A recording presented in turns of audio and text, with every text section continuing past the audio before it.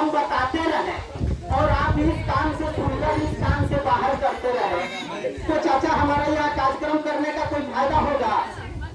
कोई फायदा नहीं। हम तो आए हैं आपको बताएंगे और बता करके चले जाएंगे, लेकिन लाभ लेना आपको है। अगर आप सही सुनिएगा, अपने दिमाग में बैठाइएगा तब ना लाभ ले पाइएगा।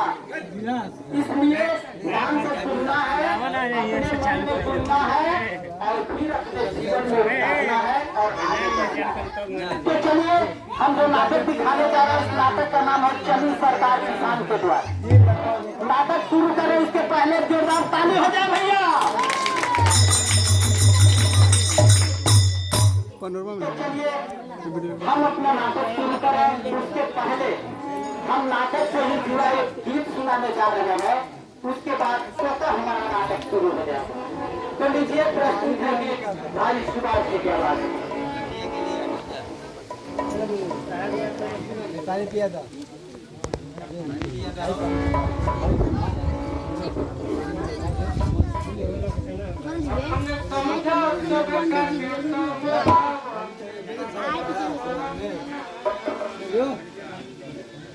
अपने समझा सब क्या के समझावा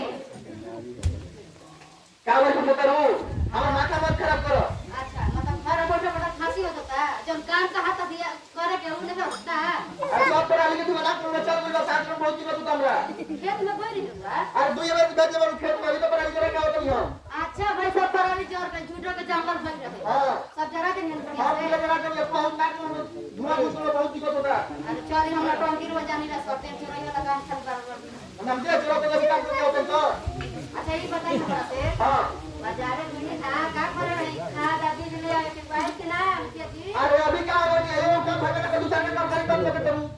अरे बैंक के पंचायत भवन पर देखो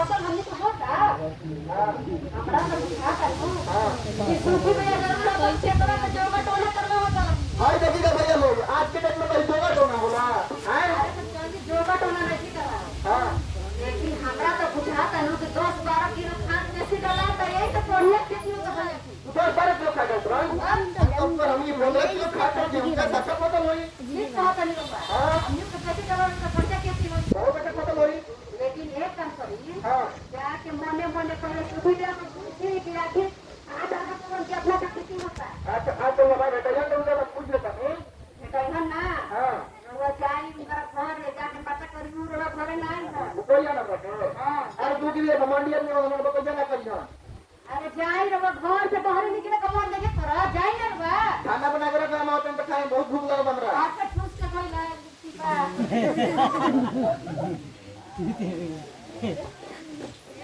अरे दुखी भाई बाय करे तो मुंह लड़का के खा रहा गाय भैंस का भरे लिया ना भैया हां रात दिन मेरा उसे झगड़ा हो गया है कहते कितना सूखी में एक खेत तक मार के हां तो तू खा डालता ना अपना हम अच्छा उनका फसल अच्छा हो जाता हमारा फसल खराब रहता है काहे का होता नहीं के फसल कतले खा जाओ तो यार तू सूखी में से करे पूछ रहा आ सूखी में बेटे तब हो रहा तेरे घरे तू ना जी ना सूखी में बेटे हो ना घमंडी आदमी वाला बताइए ना करियो बता दे हम ये बता देनी बताइए ना कर देनी हम तेरे कैसे नु आ सारा बात में से कहियो तो सारा बात समझाबो बता दूं सारा उनका करे होता तुम करे भैया जी योजना ले लाए भैया जी सरकारी उपैया भाई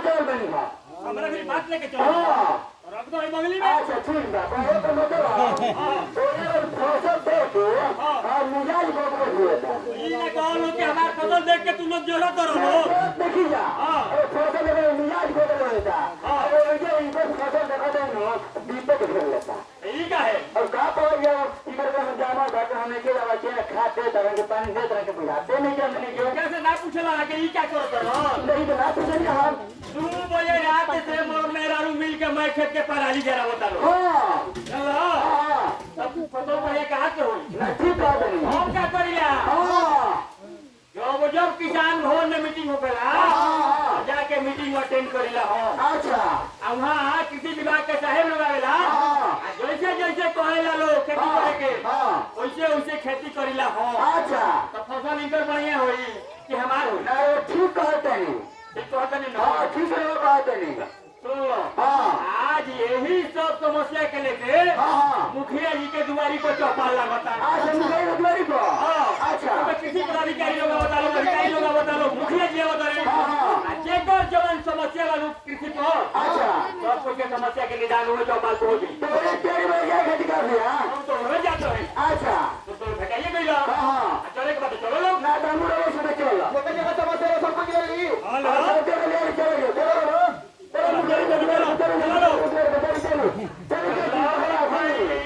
मुखिया जी के दुआरे चलो भैया मुखिया जी के दुआरे चलो भैया मुखिया जी के दुआरे चलो भैया मुखिया जी के दुआरे उनके दुआरिया पर जुटता समाज हो जुटता समाज हो जुटता समाज हो कैसे होई ज्यादा फसल चर्चा होई आज हो चर्चा होई आज हो चर्चा होई आज हो हाथ मुंह धो के जल्दी हो तैयारी चलो भैया मुखिया जी के दुआरी चलो भैया मुखिया जी के दुआरी भाई देखिए मुखिया जी का पते नहीं अब तो मुखिया जी के दुआरी पाइए बन जा मुखिया जी के कौन आता पता नहीं अरे भाई मुखिया जी का पता बा हमरा फोन से बात हो आओ तो हम तो जई रास्ता में आदमी की तबीयत खराब हो गया अच्छा अरे भाई का नहीं हो डॉक्टर के पास देखवा के तुरंत 5 मिनट में आओ रे हां अच्छा कब तक लेकिन भैया हां ये मुखिया जी काहे के तोरा के बानी कुछ पता बा काकी से पूछो लेकिन वो बताई तो काम बताइए अरे पहचान से ना पूछो अरे हमरा लागत है कि मुखिया जी फेर से रास्ते में बाकी अच्छा काला है तू बोल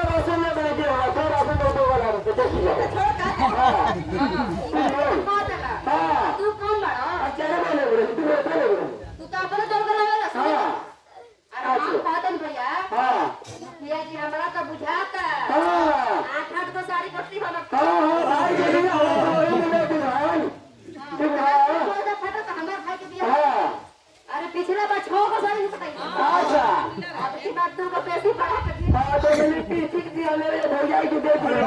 अच्छा पकड़ा दे बोलो हमारी एकदम तुम हाँ एक ही बात देखो मुझे नहीं आना होता रे नहीं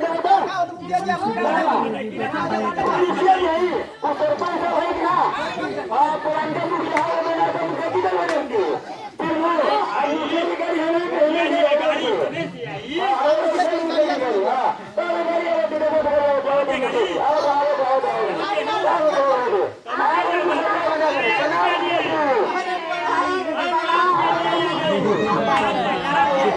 देखिए मुखिया जी मुखिया जी के तरफ से सब कोई के प्रणाम बा। अरे वाह ये तो पूरा पंचायत जुटा ले बड़ा लोग मुखिया जी देखी काले से मेहनत करके आदमी जुटाइले बनी और आज देख के मन गदगद भइल। अरे एकदम मन गदगद हो गई, एकदम मन गदगद हो गई। अच्छा ये बतावो लोग कि हम एजा चौपाल काहे खातिर बटोरले बानी मालूम बानू सब कोई? नाम मुखिया जी सब नहीं पता नहीं के मालूम। अच्छा हम बता देते नहीं। हाँ देखी रउआ सभी किसान भाई के हमेशा ही शिकायत रहेला कि हमनी के फसल लगाई न जा लेकिन ओकर सही मुनाफा ना मिल पावे। तो यही खातिर गइलो ही हम कृषि विभाग में आ जाके वजह से सारा जानकारी लेके आइल बा। ट्रेनिंग लेके आई बनी अब मुखिया जी के नाम पे वो जो जानकारी हो जाए आज रउआ किसान भाई के जवन भी समस्या हुई रउआ सभे हमरा से बहुत हम वो समस्या के समाधान कर ये भी जुटल बा सब कोई समस्या अपन अपन लेके जुटल बा आएगा सब के समस्या बा। अच्छा तो ठीक बा भाई सब कोई बारी बारी से अपन समस्या रखे। हाँ बोली पहले हम ही अपन समस्या बता देते ठीक बा रउआ बताई। का कहीं मुखिया से हम आलू प्याज की खेती का करत है। अच्छा सब मेहनत करते हैं मुखिया जी लेकिन हमार फसल अच्छा नहीं करो। अरे मुखिया जी असली बात रहुआ के बताओ डालो अरे तुम्हें मुझे रात से मरो मेहरा रू मिल के मैं खेत के फूको डालो मैं पराली जरा बता दो हां अरे ये काते बच्चा बता रही कि कौन हाथ से कहां जाता है हमार खेत हम पराली जरण कराता है कब इनकरे बगल में मुखिया जी सोटले हमार खेत बका के बाकी ना आ इनकर तो फसल कटा गइल बा हमारो भी फसल कटाई के तू जानतो रो आ ई जो पराली अपन जोरई हम तो तितकी उड़ के हमारे खेत में ना धरी देखली कैसे झगड़ा कर दरी देखली अरे भाई तो तू पराली काहे जरावत करो मुखिया जी कहां पर जमा जंगल लगा रहे ओकर से का नुकसान है नुकसान। अरे पराली जरैला से खाली नुकसान बा नहीं थे मालूम तारा लोग तो देखो हम बताओ तने अगर तू लोग अपन खेत में पराली जरावो करा लो तो पहले तो खेत के ऊपरी मिट्टी बा जो पाक जाता जैसे ईटा पाक जाला।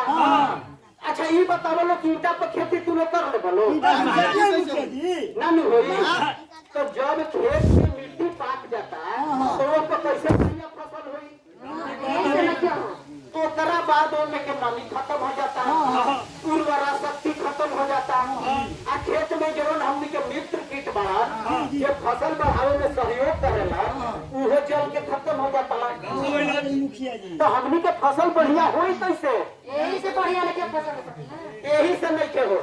आ सबसे पहले एगो बात जान जा कि अब सरकार के सख्त कानून बन गई बा कि अगर पराली जरावत जे भी पकड़ा गई ओकर 3 साल खातिर डीबीटी पोर्टल से रजिस्ट्रेशन रद्द कर दिया जाए ओकरा कोनो सरकारी सुविधा ना मिले आ फिर अगर दोबारा पकड़ा दी है तो कानूनन कार्रवाई करके जेल भी गई है।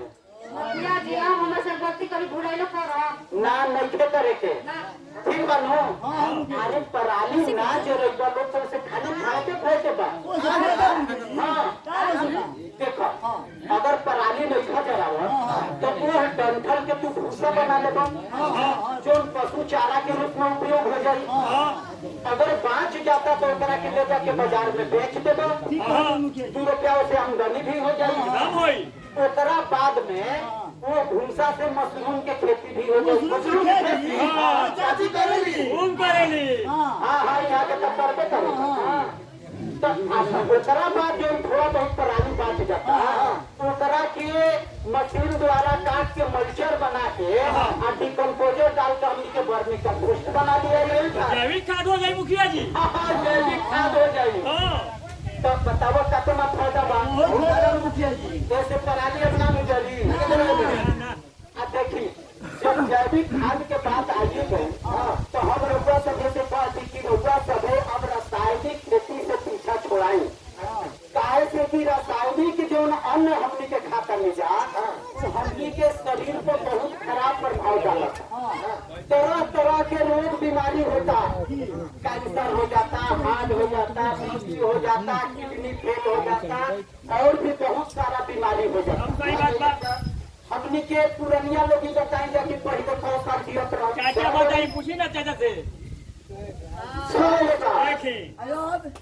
100 साल 60 में जाके गुलटिया मार दे।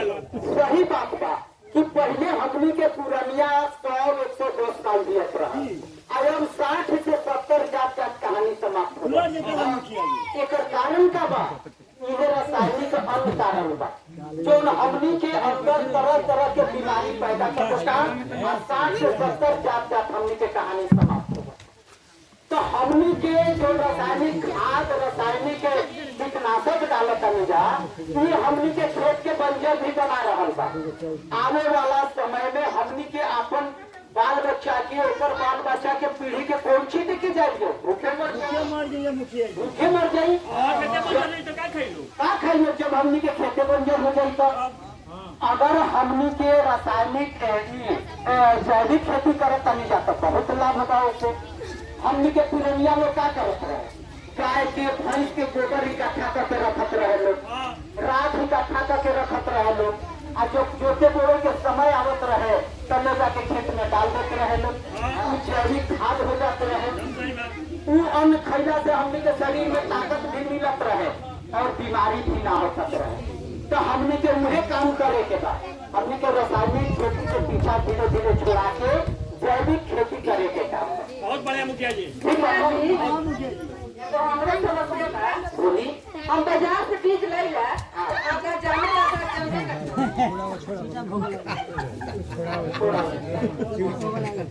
बड़ा चिंता हो गई बड़ा।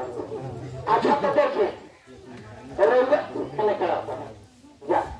हमनी के जो बाजार से सरकार रउआ के उन्नत किस्म के जब बीज दे रहा बा तो रउआ काहे जाके बाजार से लेता? सरकार उन्नत किस्म के बीज भी देता, ओकरा पे 50% सब्सिडी भी देता। अधिया नाम तो हाँ छूट बा तो बड़ा बढ़िया ना मुझे। बिल्कुल ओजा से जाके रउआ ली।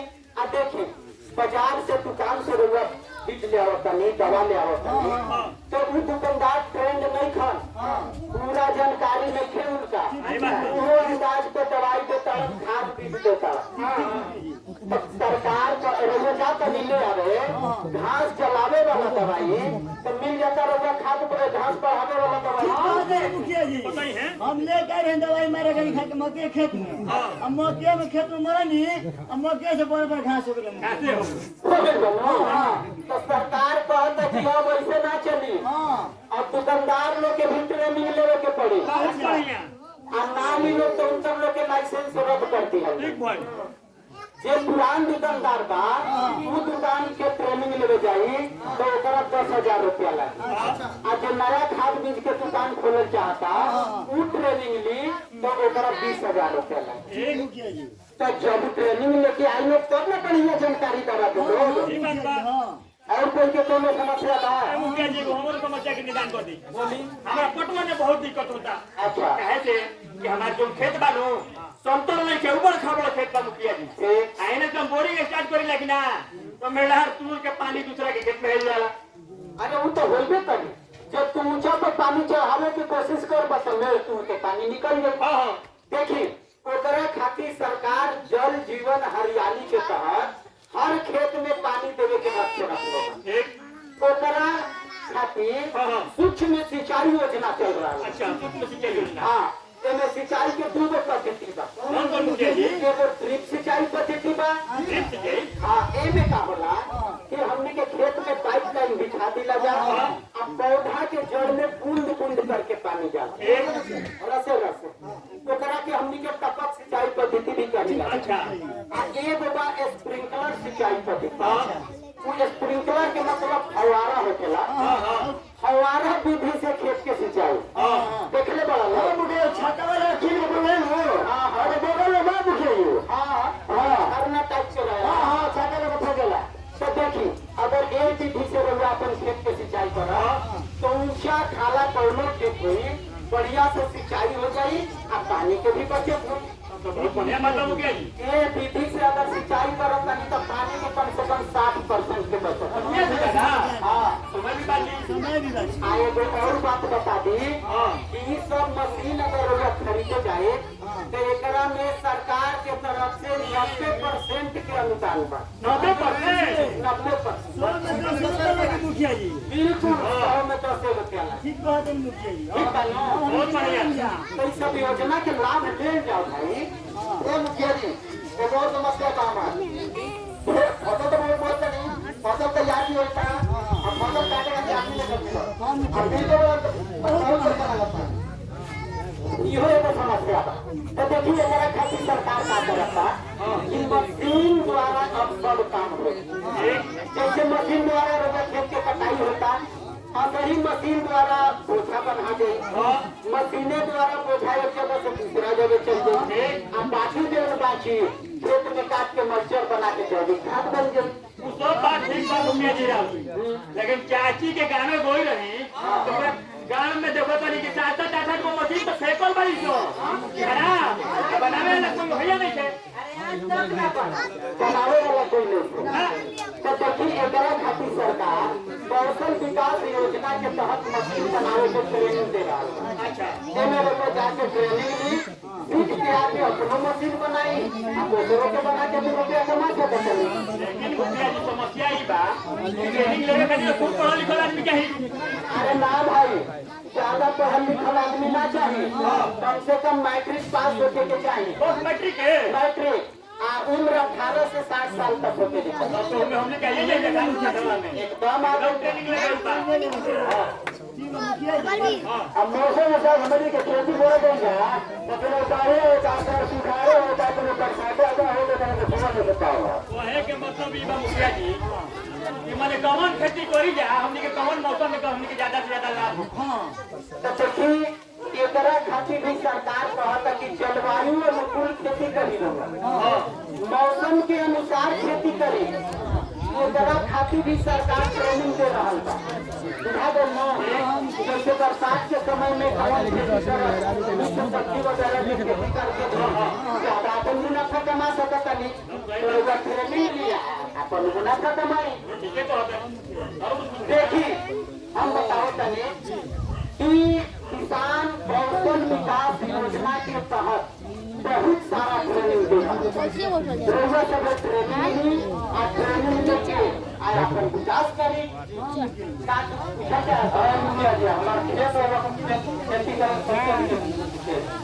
एक बात लेकिन खेती करे के पैसा नहीं। तो देखिए एकरा खातिर सरकार किसान क्रेडिट कार्ड के ओकरा तहत रउआ बैंक से जाके लोन ले सकता नहीं। लोन लेके रउआ खेती कर सकता नहीं। फिर बैंक के समय से लोन चुकता कर फिर लोन ली फिर खेती करी यानी आदान प्रदान सही राखम तो बैंक ज्यादा से ज्यादा रउआ के लोन दी और खेती की खूब बढ़िया से होगी। मुखिया जी ठीक तो बा लेकिन मुखिया जी अब हमनी के खेती से मन एकदम टूटल जाता। देखिए और हम बता देता नहीं कौन कौन चीज के ट्रेनिंग ली है। हाँ बता दी। जैसे मान ली बागवानी के बागवानी में आम अमरूद केला पपीता वगैरह की खेती करके लोग एक्स्ट्रा आमदनी कर सकते हैं। मशरूम के खेती के ट्रेनिंग कर जा सकता है। रउआ पौधा संरक्षण के ट्रेनिंग दिया जा रहा है। मछली पालन के ट्रेनिंग दिया जाता है। मुर्गी पालन के ट्रेनिंग दिया जाता है। बहुत सारा ट्रेनिंग हो जाती है जाता अब बिल्कुल फ्री में दिया था ट्रेनिंग। रउआ सभे जाए ट्रेनिंग ली और ट्रेनिंग लेके रउआ सभे अपन विकास करी। तो बात सब ठीक बा मुखिया जी लेकिन खेती बाड़ी में अब हमनी के मने नहीं खेला दिन मांगो तबे से रात मांगो तबे से सरकारों हमनी को ध्यान देते रहे कुछ देते नहीं के प्रोत्साहन राशि। अरे भैया हम सरकार कितना देव तारे लोग सरकार तो कंपटीशन के खेती कर देले बा। अच्छा एकरा लक्ष्य के अनुसार अगर रउआ उत्पादन करत हनी तो सरकार रउआ के इनाम भी दे रहल बा। हाँ पता ना लगभग 50,000 तक के इनाम दे रहल बा सरकार। 50,000 तो मुझे जम की खेती करम जा बिल्कुल जमा करे के बा। देखिए मुखिया जी, हमार तो मन रहे कि पंजाब और हरियाणा जब के जाके खेती देखी है अपना यहाँ भोजपुर में करे, लेकिन समस्या आ जाता है हमारे पास ही पैसा नहीं थे, क्या करेंगे? लेकिन आप सोच बहुत अच्छा बा।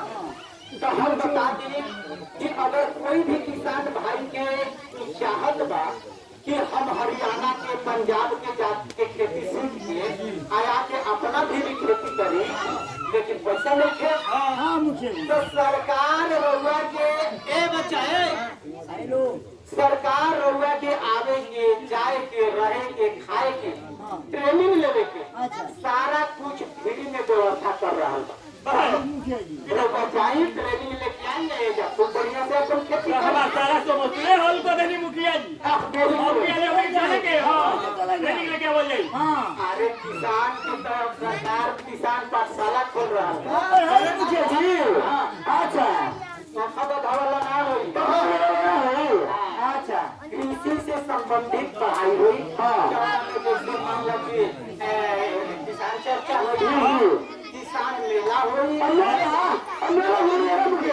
बिल्कुल घूमे के बाद तरह तरह के मशीन रही और वैज्ञानिक भी रही कृषि के जानकारी।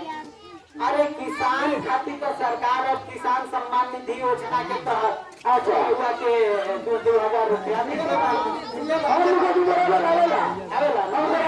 तो हमरा कुल मिला जुला के यह कहे के कि जब सरकार हमनी खातिर अपना करत है तो हमनियों की सब योजना के लाभ लिहल काहे से कि मान लीजिए जानकारी ना रहे। हाँ मुखिया जी, हमें जानकारी ना रहे, हदना बच्चे जानत रहे ना ना, अब तो जानकारी हो गई।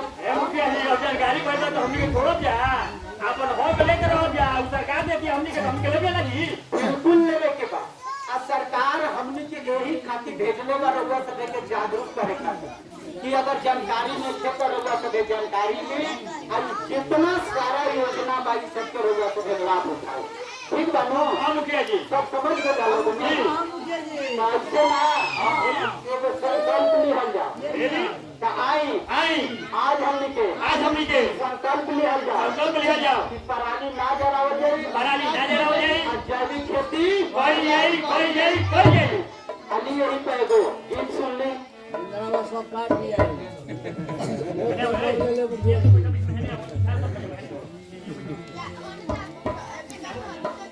योजना वाले लाए भैया जी, योजना वाले लाए भैया जी, योजना वाले लाए भैया जी, योजना वाले लाए भैया जी, योजना वाले लाए भैया जी, योजना वाले लाए भैया जी, आए मास्टर कारी भैया योजना वाले लाए, आए मास्टर कारी भैया योजना वाले लाए भैया जी, आए मास्टर कारी भैया योजना वाले लाए, आए मास्टर कारी भैया योजना वाले